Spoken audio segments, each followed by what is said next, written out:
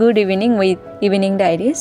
তো সৌমি এখন আমাদেরকে নিয়ে যাচ্ছে একটা দোকানে যেখানে খুব ভালো ডালপুরি পাওয়া যায়। আর আজকে আমাদের কোইন্সিডেন্টলি তিনজনের দেখা হয়ে গেছে। এরকম হঠাৎ দেখা হয়ে যাওয়া, তারপরে খেতে যাওয়া, জিনিসগুলো অনেক মজার।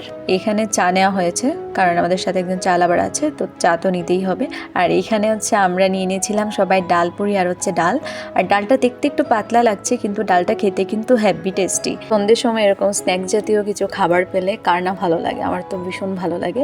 এরকম পুরি সিঙ্গারা টাইপ খাবার দাবার খেতে তো খুবই ভালো লাগে, কারণ আমরা বাঙালি আর বাঙালিদের এরকম ভাজা পোড়া খেতে সবসময়ই ভালো লাগে। আই থিঙ্ক চা দিয়েও ভালো লাগবে যারা চা খেতে পছন্দ করে। তো আমাদের খাওয়া দাওয়া শেষ, এবার হচ্ছে আমরা পান্নুকে রিক্সায় উঠিয়ে দিয়ে দিচ্ছি কারণ সে যাবে বাসায় আর আমরা যাব হোস্টেলে। পান্নুকে রিক্সায় উঠিয়ে দিয়ে আমরা এবার চলে যাচ্ছি হোস্টেলে। তো হোস্টেলে যাওয়ার পথে আমাদের সাথে দেখা হলো একজন অতিথির।